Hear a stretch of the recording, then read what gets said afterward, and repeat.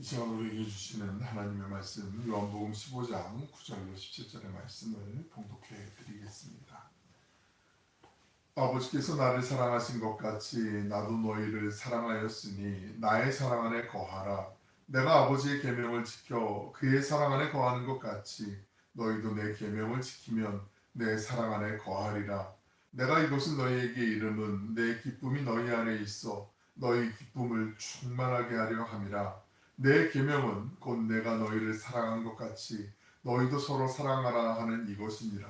사람이 친구를 위하여 자기 목숨을 버리면 이보다 더 큰 사랑이 없나니 너희는 내가 명하는 대로 행하면 곧 나의 친구라. 이제부터는 너희를 종이라 하지 아니하리니 종은 주인이 하는 것을 알지 못함이라. 너희를 친구라 하였노니 내가 아버지께 들은 것을 다 너희에게 알게 하였음이라.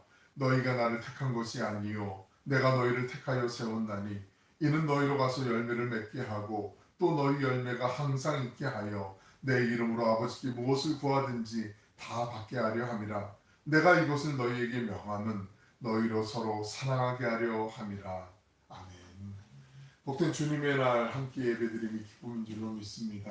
현장에서 또 온라인으로 예배드리는 우리 모두에게 주님의 강물 같은 은혜와 평강이 충만하시길 축원합니다. 특별히 병상에서 우리 같이 예배드리는 권사님 네 분도 더욱더 풍성한 은혜가 있으시길 축복합니다.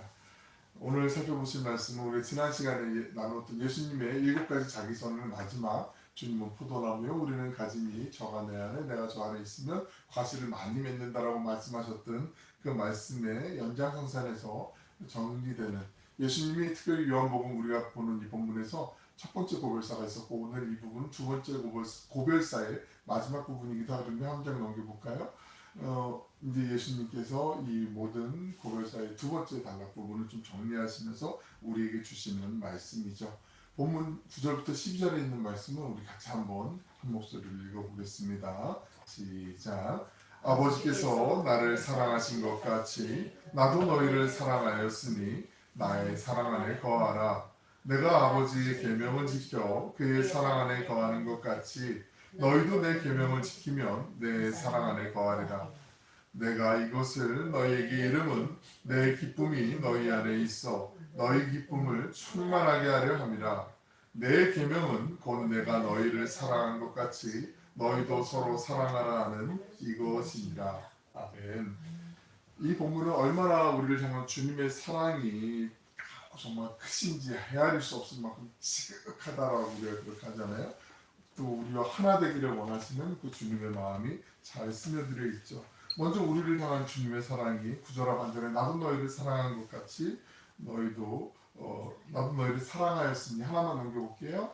주님이 우리에게 이미 내가 너희를 사랑했지 않니? 너희도 알고 있지 않니? 라고 이렇게 지금 과거형처럼 우리에게 말씀하고 계세요. 주님의 이 사랑은 예수님의 십자가 사랑으로 완전히 정말 단번에 확실하게 확증이 되는 거죠. 우리에게 성취가 되는 거죠. 우리를 지극히 사랑하셔서 우리의 모든 죄를 대신 지시고 십자가에 달려 돌아가신 그 사랑이 로마서에서도 요한일서에서도 우리에게 그렇게 말씀을 해주고 계세요. 본문은 적어놓지는 않았지만 우리가 죄인 되었을 때 우리의 죄를 위해서 돌아가신 예수님, 그가 우리를 위해서 목숨을 버리셨다라고 말씀하신 그 주님, 이 세상 누가 그렇게 할 수가 있겠어요. 구절과 반절에 예수님 우리가 하나가 되고자 하는 갈망이 나의 사랑 안에 거하라. 내가 이미 너희를 사랑하였고 너희는 이제 다른 거 할 거 없이 내 사랑 안에 거하기만 하면 돼. 머물기만 하면 돼. 라고 구절에서 말씀을 하는 거죠. 이게 현재 우리가 해야 될 일이거든요. 앞으로도 계속 그 주님 안에 머무는 거. 요한복음뿐만 아니라 요한의 서신인 요한일서에도 그렇지만 그 신약성경 가운데 특별히 그 서신의 저자들이 강조하는 단어들이 많이 있는데요. 요한복음에 특히 많이 강조되는 단어가 있어요. 우리 오늘 읽은 본문에도 자주 반복되는 단어인데 그 단어가 바로 거하다, 머물다라는 뜻의 히라보 메노라는 단어가 있는데요. 요한복음에는 40번, 그 정도는 쓰여줘야 자주 나오는 거 아니겠어 생각하실 수도 있는데 요한일서에는 24번. 그러니까 요한에게 있어서는 주님의 사랑이 과거에도 있었지만 지금 현재, 지금 바로 이 자리에서 우리의 삶에서 하나님의 사랑이 있는 것이 얼마나 소중한 것인지를 우리가 맛보면서 느끼면서 누리면서 그렇게 살기를 더 강조하는 복음이기도 한다라는 거, 그걸 잘 기억하시면 우리에게 주시고자 하는 그 말씀이 지금 바로 지금 내가 좌절할 때도 있고 절망할 때도 있고 아플 때도 있고 힘들 때가 있는데, 아니야, 주님의 사랑이 지금 우리 안에 있어. 지금 우리 곁에 있어. 바로 내 옆에 있어. 우리 속에 있단 말이야. 내가 주님 안에 머물기만 하면 돼. 그걸 지금 요한이 얘기하고 싶은 거죠. 왜냐하면 사도 요한이 있었을 그 당시의 시대 배경을 말씀을 드렸었잖아요. 도미티아누스 황제 때 전무후무한 가장 최고의 박해 시절에, 그때 그 신앙 공동체를 향해서 믿음을 저버리지 않고 주님을 향한 사랑을 지켜야 됨을 강조하기 위해서 썼던 게 요한계시록, 우리 예전에 말씀 나눴고, 요한서신들 또 요한복음도 가장 후대에 기록된 복음서이거든요. 가장 핍박이 많았을 때, 그때 아니야, 흔들리지 말고 주님을 향한 믿음을 지켜야 돼. 그래서 특별히 이 거하다, 머물다라는 단어의 매너, 이 단어가 많이 있어요. 주님이 이미 우리를 사랑하셨잖아. 그러니까 우리가 주님의 사랑 안에 머물면 돼. 그러면 이 세상 어떤 풍파도 이겨낼 수 있어. 이걸 얘기하고 싶은 거예요. 요한이 지금. 그러니까 그 포인트를 잡고 말씀을 보시면 훨씬 더 이 말씀이 우리의 삶에 적용이 될 수 있겠죠. 내가 어려울 때도 있잖아요. 힘들 때도 있고 날마다 그럴 때도 있는 분들도 계시겠지만, 물론 늘 좋은 날만 있는 사람이 얼마나 있겠어요? 없어요. 절대 없어요. 그냥 상대적으로 봐도 좋은 날보다 힘든 날이 더 많은 게 사람의 삶이잖아요. 이 땅에서 삶은 다 그래요. 그래서 어쩌면 우리가 파란새를 쫓듯이 그 행복을 찾아서, 행운을 찾아서 그렇게 막 갈망하는지 모르겠어요.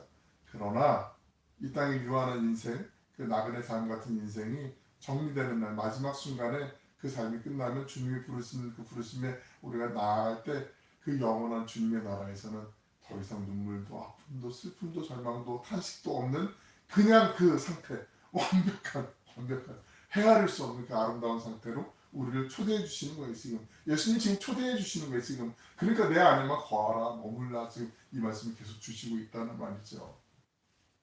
우리가 밥은 좀 한 끼 굶으면 물론 배에서 꼬르륵 소리 나고 좀 아쉽긴 하죠. 서운하긴 하고. 그런데 그래도 버틸 수 있어요. 며칠 굶어도 물만 마시면 살 수 있잖아요. 금식 기도하는 경우도 대부분, 저는 뭐 자랑은 아닌데, 자랑이 아니죠 당연히. 뭐 자랑하는 분들 가끔 보거든요. 뭐 40일 금식 기도를 몇 번 했다. 저는 정말 죽을까 봐 못할 것 같아요. 두려워서 못할 것 같고, 40일 금식 기도 물론 그렇게 믿음이 없어서 뭐 그럴 수도 있겠지만, 목사가 뭐 그렇게 얘기할 건 아니지만, 며칠은 금식을 해봤어요. 며칠 동안 해봤는데 한 일주일 정도 금식하는데 정말 힘들더라고요. 막 나중에 막 먹고 싶은 리스트가 막 머릿속에 막 이거 생각 안 하려고 하면 더 생각이 나고 막 거리는 것 같고 막 그럴 때도 있어요. 막 소금하고 물만 이렇게 먹고 이렇게 금식하고 뭐 이럴 때도 있었는데, 아 지금 다시 하라면 솔직히 굳이 그렇게까지 해야 되나 뭐 이런 생각이 들기도 하는데, 그런데 우리는 뭐 내가 필요한 거 원하는 거 없어도 불편함을 감내하면서 살 수는 있어요. 그런데 주님을 떠나서는 절대로 살 수가 없어요. 하나님을 버리고서는 절대 살 수 없어요. 우리를 태생적으로 주님이 그렇게 만들었기 때문에. 하나님이 예수님을 믿지 않는 사람들조차도 마찬가지란 말이에요. 주님 없이는 살 수 없게 만들었어요. DNA가 그래요. 그래서 자꾸 그걸 인정을 안 하는 거죠. 거부하는 거죠. 받아들이지 않는 거죠. 그러니까 탈이 나도 자꾸 헛물을 켜는 거예요. 마치 에르미야 선지자가 얘기한 것처럼 터진 웅덩이처럼, 아무리 물을 갖다 기르려고 해도 계속 물을 붓는 죽지는 밑빠진 독처럼 계속 빠져나가는 그 헛헛함을 갖고 살아가는 게 우리의 삶이란 말이죠. 주님을 모르면 그럴 수밖에 없다라고 얘기를 해요. 그래서 창세기 1장 26절에 보면은 하나님이 이랬을 때 우리의 형상을 따라 우리의 모양대로 우리가 사람을 만들자. 하나님의 형상, 삼위일체 하나님의 성품을 닮아서, 형상이라는 그 외모가 아니라 하나님의 성품, 그 성품을 닮아서 우리 각 사람을 하나님이 빚으셨다라고 창세기 1장 26절에서 말씀하고 있어요. 그러니까 우리의 본향은 천국인 것처럼 우리는 살면서 하나님의 성품, 예수 그리스도의 성품을 닮아가려고 노력하는 거, 그게 바른 길로 가는 길이라는 거, 이건 이미 성경은 선언하고 있어요. 성 아우구스티누스, 어거스틴이 이런 말을 하거든요. 한번 넘겨볼까요? 한번 이해 좀 줄여서 핵심만 제가 적어놓은 건데 한번 잘 들어보세요. 어거스틴이 이런 말을 해요. 주님께서 당신에게 다가와 이렇게 말씀하신다고 상상해 보십시오. 내가 원하는 것은 무엇이든 다 주겠다. 세상 전부라도 다 주겠다. 너에게 불가능한 것은 하나도 없고 금지된 것은 없다. 너는 죽지도 고통받지도 않을 것이다. 네가 원하는 것은 항상 갖게 될 것이다. 단 한 가지만 빼고 말이다. 너는 나의 얼굴을 영원히 보지 못하게 될 것이다. 여러분의 마음이 철렁했습니까? 너는 나의 얼굴을 영원히 보지 못하게 될 것이다 라는 말을 들었을 때 여러분의 마음이 철렁했다면 그 철렁함은 여러분이 가장 원하는 것이 무엇인지를 알려주는 지표입니다. 그것은 곧 주님을 향한 순수한 사랑입니다. 이렇게 말했거든요. 난 좋아요. 하나님 말씀 안 받으세요. 내가 다 누릴 수 있으면 이게요. 좋은 것 같지만 이게 지옥이에요. 지옥. 하나님 없이 우리가 누릴 수 있는 거 다 단순하게 얘기해 볼게요. 지금 그냥 우리가 벌어지고 있는 일상 속에서 전 세계에 일어난 일들 중에 말도 안 되는 폭력적인 전쟁들이 일어나고 있고 재난과 기근이 일어나고 있잖아요. 내 마음대로지 뭐 내가 내 말이면 다지 뭐 이런 식으로 해서 살면 그 사람은 좋을지 모르지만 그 사람 때문에 피해보는 사람이 생기겠죠. 어딘가에는. 그렇잖아요. 전쟁 때문에 무고한 학교에 막 폭탄이 떨어져가지고 아이들이 수업받다가 그 귀한 소중한 생명들이 이 끔찍하게 죽어가는 일, 나와 종교가 다르기 때문에 이 사람들 처참히 처단하는 이 말도 안 되는 끔찍한 상황들, 이거 하나님이 기뻐하시겠어요? 하나님의 이름으로, 예수님의 이름으로 감히 함부로 그렇게 벌릴 전쟁이 아니란 말이죠. 그런 일들이 역사를 통해서 우리 얼마나 많이 있어요. 십자군 전쟁 같은 거 본질적으로 놓으면 인간의 욕심이 그 기저에 바탕에 깔려 있는 것이지 절대 하나님의 의로우심 때문에 일어난 전쟁은 손꼽을 정도 별로 안 돼요. 하나님 정말 성경을 통해서 가나안에 들어가실 때 이렇게 일을 하라 할 때 전쟁을 일으켜 저들을 다 멸절해라고 말씀하지 않고 처음에는 정말 인격적으로 다 하나님의 뜻을 전하길 원하셨어요. 근데 그게 안 되자 그렇게 그리고 하나님께서 멸절하라고 한 것도 이거는 도저히 윤리적으로 상식적으로 말이 안 되는 일들. 예를 들어서 뭐 근친상간은 말도 안 되고 남자가 남자와 여자가 여자와 동성애뿐만 아니라 심지어는 수간까지 짐승과도 이렇게 교접하는 이런 못된 짓들, 그리고 끔찍한 그 질병, 오늘날로 얘기하면 뭐 에이즈 같은 것들이겠죠. 이런 것들이 상벌해서 더 이상 여기는 놔둬서는 안 되겠구나 했을 때 하나님이 다 멸절하라고 하신 거지. 잔인하게 저 사람들을 죽이는데 나는 쾌감을 느껴. 그래서 무슨 그런 변태스러운 모습으로 하나님이 죽이라고 말씀하신 건 어디에도 없단 말이에요. 성경 면면을 흘러가고 있는 주님의 정신은 모두를 포용하고 사랑하는 것이지 누구를 특정 대상을 어떻게 혐오하고 싫어하는 게 아니란 말이죠. 그런데 그걸 자꾸 악용하고 변질시켜서 인간들이 자기의 욕심을 분풀이하듯이 자기 욕심을 채우기 위해서 일어나는 일들이 역사를 통해서 우리에게 주는 교훈이지 않습니까? 아우구스티누스가 얘기한 것도 마찬가지예요. 우리 인간의 본질은 하나님 떠나서 살 수 없기 때문에 내가 누리고 싶은 거 다 있고 하는데 단 한 가지 하나님이 근데 너는 나의 얼굴을 영원토록 보지 못할 거야. 이렇게 말씀하시는 데서 전 좋아요. 그럼 이 사람은 마음이 되게 병든 사람이에요. 주님 그건 아니잖아요. 그래서 주님 같이 주님 보고 싶잖아요. 이게 정상이란 말이에요. 이걸 지금 아우구스티누스가 들려주고 있는 거죠. 예수님께서 말씀하셨어요. 요한복음 3장 19절에 있는 말씀을 같이 한번 읽어보겠습니다. 시작. 그 정죄는 이것이니 곧 빛이 세상에 왔을 때 사람들이 자기 행위가 악함으로 빛보다 어둠을 더 사랑한 것이니라. 우리 마음이 나뉘어져 있고 우리가 주님을 갈망하지 않는 이유는 다른 게 아니에요. 죄 때문에 죄야. 빛이 세상에 왔는데 빛을 알아보지 못해요. 그래서 사람은 어둠을 더 좋아하게 돼 있다는 건 이건 비유적인 표현이잖아요. 사람 마음속에 죄가 있기 때문에 주님을 멀리하고 싶은 거예요. 죄가 내 마음을 사로잡고 있기 때문에 주님 곁으로 나아가면 내 죄가 다 드러날 걸 뻔히 알기 때문에 그래서 나오고 싶지 않은 거잖아요. 그러니까 우리가 예수님께서 그 복음서에 보시면 특별히 누가복음 같은 데 보면 사람들의 병을 고쳐주시거든요. 고쳐주신 다음에 자, 네 병이 나았다라고 말씀하시지 않고 내 죄 사함이 받았다라고 말씀하세요. 병을 고쳐주셨는데 왜 죄 사함 받았다고 하실까? 이거 어불성설 아닌가 그렇게 생각할 수 있는데 물론 병이 다 죄에 기인한 건 아니에요. 내가 몸 관리를 잘못했거나 뭐 누구에게 감염이 되거나 코로나 같은 거 감기처럼 마찬가지로 아니면 여러 가지 이유로 인해서 내가 유전적으로 약해서 병이 생길 수도 있는데 이때 당시에 유행되는 병들 이런 것들을 치유해 주시면서 예수님이 말씀하셨을 때 내 욕심이 기인해서 병이 걸렸을 때 그 병의 근원인 몸을 치유해 주신 것을 확인시켜 주시기보다 너의 죄가 용서함 받았다 사함 받았다 그리고 그때 당시에 실제로 병 걸린 걸 죄 때문에 병에 걸렸다고 사람들이 다 손가락질했기 때문에 아니야, 너의 마음 흔들리고 그것 때문에 너가 마음 아파하고 힘겨워할 필요 없어. 너 죄를, 사람들이 손가락질 하는 그 정죄를 너 다 용서함 받았어 라고 예수님이 그렇게 말씀하시는. 그래서 너 병 고침 받았어가 아니라 너 죄 사함 받았다. 죄 사함 받았다고 얘기하는 건 레위인들만이 할 수 있어요. 어떻게? 사람이 그 나의 병 고침을 갖고 재물을 갖고 와서 레위인에게 제사를 받은 다음에 제사장 앞에 가서 나 이 제사를 드리고 나 병 고침 받았어요. 깨끗해졌어요.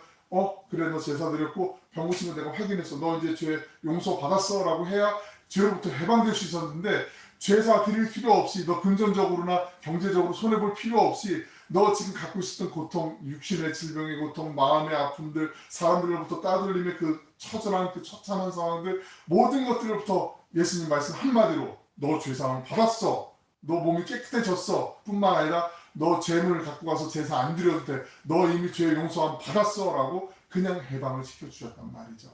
예수님의 마음, 성경의 정신이 바로 이런 거라는 거죠. 사람들에게 너 뭘 줘야 내가 기브 앤 테이크야, 그런 게 아니라 우리의 마음의 근원을 보시는 하나님께서 우리를 얼마나 사랑하시는지 죄의 근원부터 뿌리부터 해결해 주시기 위해서 이 땅에 구주로 오시고 예수님을 믿는 믿음 하나 그거 보시고 너 이제 그 정죄로부터 자유함을 누릴 거야. 너 그 죄로부터 용서함을 받을 거야. 너는 이제 영원한 생명 하나님의 자녀가 될 거야. 그렇게 우리에게 그 구원의 선물을 주신다는 거죠. 그걸 믿느냐 믿지 않느냐, 이게 되게 작은 차이인 것 같은데 너무나 극과 극의 큰 차이임을 다시 한번 우리에게 예수님이 일러주시고 계시는 거죠.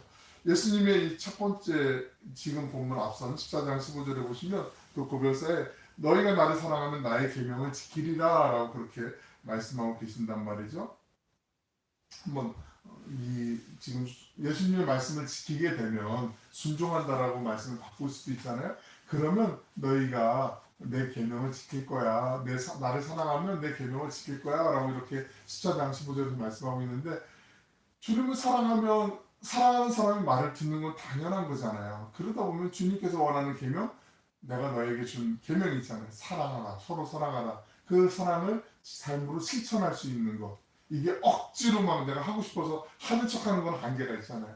근데 주님 사랑하기 때문에 그 사랑 내가 받은 것이 너무나 커서 그냥 사랑할 수 있도록 이렇게 선순환이 되는 거, 이 도식이 우리에게도 주어질 수가 있다는 거죠.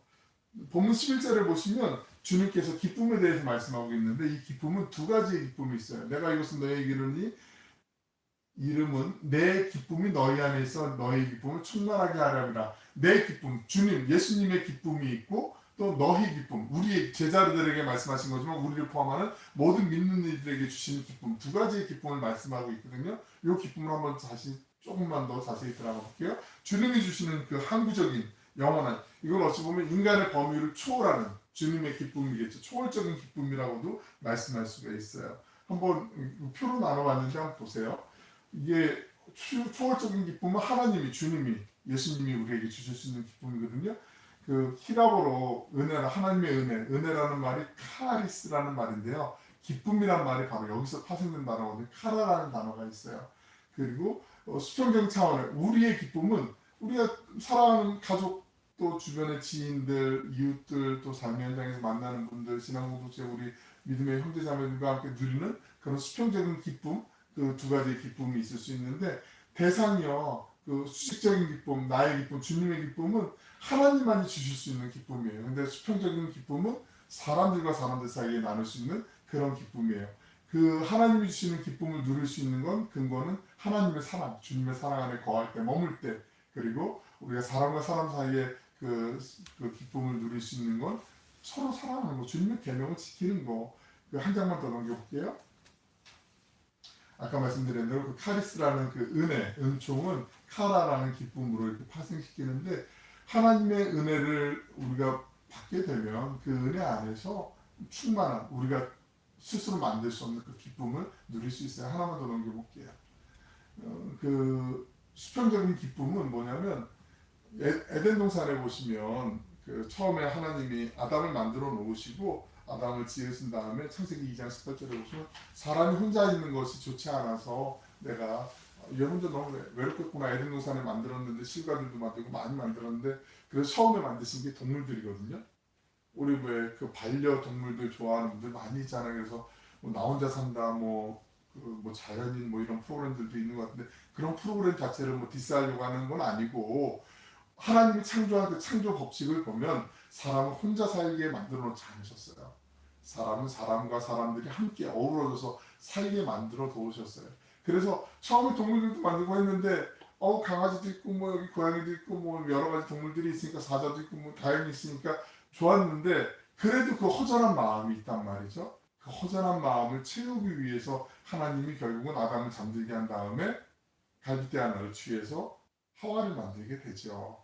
그래서 남자는 흙으로 만들고 여자는 세라믹 단단한 뼈로 만들었다는 뭐 그런 얘기 우스갯소리도 있긴 하지만 여하튼 그 하나님이 사람과 사람을 서로 만나서 서로가 친밀한 교제를 누리도록 우리를 인간을 만들어 놓으셨잖아요. 그러니까 인간이 혼자 사는 게 얼마나 외로움이 우리의 스스로를 얼마나 힘들게 하는지는 아마 연세가 드시면 드실수록 더 아마 깨닫게 되잖아요. 주변에 이제는 나밖에 없는 것 같아. 이웃들, 친구들도 또 이제 하나둘씩 하나님의 부름을 받고 떠나게 되는 상황들도 생기게 되고 그래서 마틴 부버라는 그 철학자가 얘기를 해요. 나는 너로 인해서만 내가 될 수 있다. 나 스스로의 자체는 없고 오직 나와 너. 그 우리라는 공동체를 강조하기 위해서 마틴 루터의 나와 너라는 책이 있거든요. 한번 좀 읽어보실 만한 좋은 책인데 본문 9절 말씀 다시 한번 읽어드리면 다시 보시면 아버지께서 나를 사랑하신 것 같이 나도 너희를 사랑하였으니 나의 사랑 안에 거하라 머물라 라고 이렇게 말씀하고 있어요. 아까 말씀드린 것처럼 신약성경에 많이 나오는 단어지만 특별히 요한복음에 40회 정도 나오는 그런 단어라는 거죠. 요한복음 13 본문 13절부터 15절에 있는 말씀 한번 읽어드릴 테니까 눈으로 따라와 보세요. 사람이 친구를 위하여 자기 목숨을 버리면 이보다 더 큰 사랑이 없나니 너희는 내가 명하는 대로 행하면 곧 나의 친구라. 이제부터는 너희를 종이라 하지 아니하리니 종은 주인이 하는 것을 알지 못함이라. 너희를 친구라 하였느니 내가 내 아버지께 들은 것을 다 너희에게 알게 하였습니다. 주님이 우리를 친구 삼아 주신 말씀의 근거가 여기 있어요. 어떻게 우리가 예수님 어떻게 친구가 될 수 있어? 그게 말이 돼? 그냥 예수님이 우리를 그냥 좀 띄워주시기 위해서 한 뭐 립서비스 아니야? 이렇게 얘기하실 수 있는데 예수님은 제자들에게 3번이나 당신은 그들의 친구라고 말씀하세요. 구약성경에 보시면 하나님이 당신의 친구라고 표현한 사람이 2명이 나오거든요. 아브라함과 모세를 친구, 벗이라고 말씀을 하시는데 우리 예수를 믿는 모든 사람들은 영광스럽게도 주님의 친구라고 주님이 표현하세요. 우리가 예수님과의 우정을 회복하고 동독히 하려면 주님의 계명을 지켜야 되는 전제 조건이 있어요. 보면 14절 다시 보시면 너희는 내가 명하는 대로 행하면 너희가 내가 명하는 대로 그러니까 주님의 계명을 지키면 나의 친구다. 그러니까 내는 그냥 마치 지난 시간으로 살펴본 것처럼 우리가 그냥 기도하면 원하는 대로 다 들어주시는 게 아니라 너희가 내 계명에 거할 때 그 조건절이 붙은 것처럼 너희는 내가 명하는 대로 행할 때 주님의 뜻 가운데 행할 때 주님의 뜻 가운데 행하는 게 뭐예요? 서로 사랑하는 거잖아요. 사랑하는 거잖아요. 그러면 곧 나의 친구야. 내가 사랑하는 것처럼 너희도 나를 사랑하는 것처럼 사랑하면 돼 라고 이렇게 말씀하시는 거죠. 예수님이 사랑은 원수까지도 사랑하는 사랑이잖아요. 거기서 머무는 게 아니라 나는 그럼 거기까지 갈 수 있나. 저도 노력해야 되고 우리 모두 노력해야 되는 거잖아요. 거기서 멈추는 게 아니라 그 귀결점을 방점을 나에게까지 갖고 와서 찍는 거. 주님이 명하시는 것처럼 내가 주님의 친구가 되고 싶은데 주님이 원수를 사랑하신 것처럼 힘들죠. 솔직히 안 되죠. 현실적으로 어렵죠. 원수라고 얘기하기보다는 왼수라고 얘기하는 경우도 더 많잖아요. 그런데 그런 존재조차도 하나님 기도하는 거죠. 제가 사람까지는 모르겠지만 정말 제가 볼 때마다 막 마음에 욱하는 게 덜 좀 올라올 수 있도록 주님 지켜주시고 할 수만 있는데 좀 누를 수 있게 도와주시고 좀 사랑할 수 있는 마음까지 갔으면 정말 좋겠는데 주님 좀 그래서 주님의 친구로 나의 사랑하는 아무개야 이 말씀 좀 천국 가서 좀 들어보고 싶은데요. 주님 저를 좀 지켜주세요. 이렇게 기도하는 게 솔직한 기도 아니겠어요? 그 마음을 가지는 거 주님이 이거 기뻐하시는 거라는 거죠. 14절에 보시면 예수님의 친구라면 지켜야 될 특성 명령에 순종해야 된다는 거 말씀하고 있어요. 그리고 정말 이거 이해하기 어려운 말씀 중에 이거 어떻게 하지? 그런 말씀이 13절에 나오거든요. 13절 말씀 보시면 같이 읽어볼까요? 시작. 사람이 친구를 위하여 자기 목숨을 버리면 이보다 더 큰 사랑이 없나니 이거 생각하면서 그럼 우리가 결국은 친구를 위해서 목숨 버려야 되는 거야? 우리 십자가 져야 되는 거 이렇게 생각할 수 있거든요. 거기까지 가기 싫으신 거죠. 표정들이 보니까 어렵잖아요. 이게 어렵단 말이죠. 이 말씀의 뜻이 그게 아니에요. 예수님께서 곧 있게 될 당신의 죽음과 관련해서 지금 말씀하고 있는 거죠. 예수님이 우리를 뭐라고 부르셨어요? 친구라고 부르셨죠. 제자들 친구라고 부르셨잖아요. 사람이 친구를 위하여 자기 목숨을 버리면 이건 예수님이 그렇게 하시겠다라는 말씀이에요. 문자적으로 물론 우리가 살면서 정말 살신성인의 그 숭고한 희생을 하시는 분들도 가끔 나오지만 우리 누구에게나 보편적으로 이렇게 강요하거나 적용할 수 있는 부분은 아니죠. 정말 근데 그런 소중함을 내가 예수님의 사랑을 크게 정말 강렬하게 내가 품으면 순교할 수 있는 마음도 그래서 순교가 그렇게 누구에게나 주어지는 쉬운 게 아니라고 말씀을 몇 번 드렸잖아요.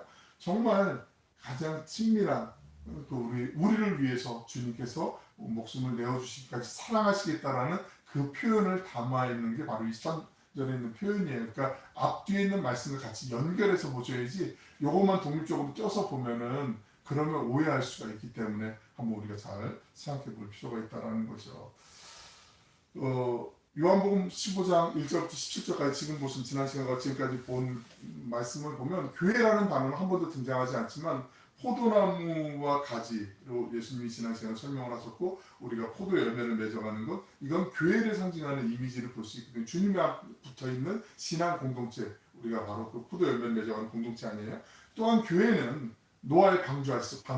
방주로 비유되기도 해요. 비견되기도 해요. 방주 한번 생각해 보셨어요? 방주가 40주야를 그 큰 물속에서 계속 이제 있게 되잖아요. 1, 2, 3층 나눠가지고 각종 동물들이 막 있어요. 순전한 것들이 7쌍씩 뭐 부정한 건 한 쌍씩 해갖고 다 보존해 놓고 노아의 가족들이 있단 말이죠. 그 방주가 근데 장마철에 비 많이 들이치고 하면 집에 그냥 자연스럽게 그냥 창문들 다 열어놓죠. 누가 그래요? 아무도 안 그렇잖아요. 문 다 닫죠. 문이랑 문 다 닫아놓고 대문도 닫고 다 하잖아요. 빗방울 들어올까봐. 40주야가 비가 내리는데 문을 열어놓겠어요? 창문 작은 거라 다 닫아놓겠죠. 물이 들어오면 안 되니까 방주에. 그러면 그 안에 코끼리부터 시작해서 각종 동물들이 다 있겠죠. 얘들이 40일 동안 가만히 얌전히 있을까요? 뭐 똥도 넣고 뭐 오줌도 넣고 뭐 각종 배설물들도 많을 거고 밥도 먹고 그러면서 트름도 하고 그 방주 안에 온통 이런 냄새들 좋은 냄새가 날까요? 역겨운 냄새들 많이 날 수 있단 말이죠. 바꿔 말씀드리면 노아의 방주를 교회라고 우리가 비유하는데 교회 안에 보면 교회가 온전한 공동체나 건강한 공동체, 초대교회 공동체도 문제가 많았거든요. 그냥 뭐 교회 안에 오면 정말 평안함이 많고 뭐 거긴 뭐 정말 천사들만 있고 그런 교회 하나도 없다라는 거예요. 방주 안에 냄새도 많이 있고 여러 가지 문제들도 있었고 서로 동물들끼리 다투지 않았겠어요? 사람들끼리 다투지 않았겠어요? 교회도 마찬가지일 수 있다라는 거죠.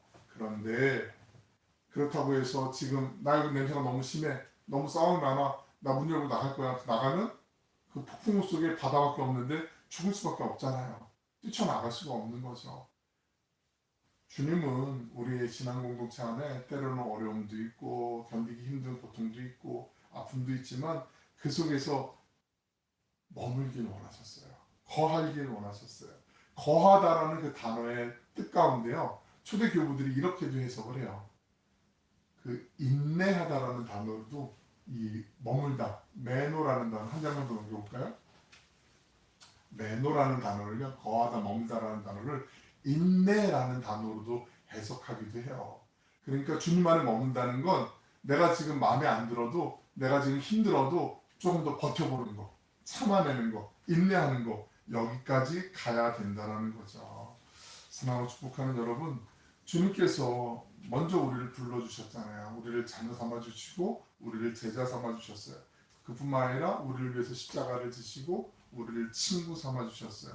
우리는 주님의 계명 안에 거하기만 하면 그 사랑 안에 머물면서 그 사랑을 나누려고만 하면 주님의 친구로 우리를 불러주시고 주님과 깊은 교제 가운데 그 하늘의 친밀한 그 은혜를 살면서도 누릴 수가 있어요. 비록 내 삶은 내 주변은 역겨운 냄새가 나는 것 같고 문제투성인 것 같고 정말 아무것 하나도 감사할 게 없는 것 같은 그런 처참한 상황에 놓여있다 할지라도 주님이 주시는 그 변하지 않는 누구도 빼앗을 수 없는 그 하늘의 은혜 그 크신 사랑 십자가 구원의 사랑을 내가 아멘하고 붙잡는 순간 그 주님의 친밀한 사랑이 우리의 삶을 덮어주시고 우리의 냄새와 우리의 주변의 환경과 우리의 처참한 모든 것들을 은혜로 덮으시고 하나님이 우리를 지켜주실 줄로 믿습니다. 그 지켜주심 속에 인내하며 오늘도 한 걸음 한 걸음 주님과 함께 주님의 복된 친구로 주님의 선한 청지기로 주님과 동행하는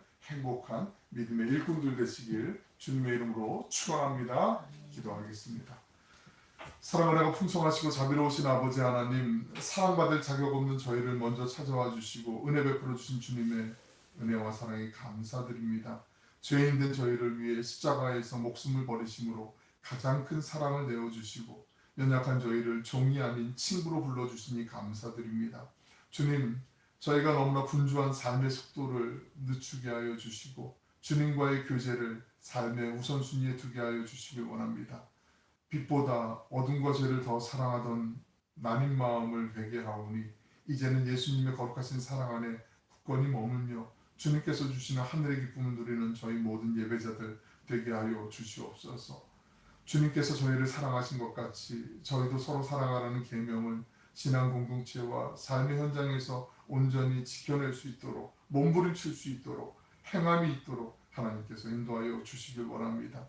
우리의 힘으로는 용서하기 어려운 지체들까지도 성령님의 도우심과 인내로 품게 하여 주시고 그 안에서 형제자매와 나누는 친밀함의 기쁨이 충만할 수 있도록 또 우리의 삶의 상황이 어떠하든 인내하며 주님 안에 거하는 그런 복된 예배자들 되게 하여 주시옵소서. 순례의 여정을 마치는 그날까지 우리를 사랑 안에 거하게 하시는 우리의 참된 친구 예수 그리스도의 이름으로 기도 올려옵나이다. 아멘.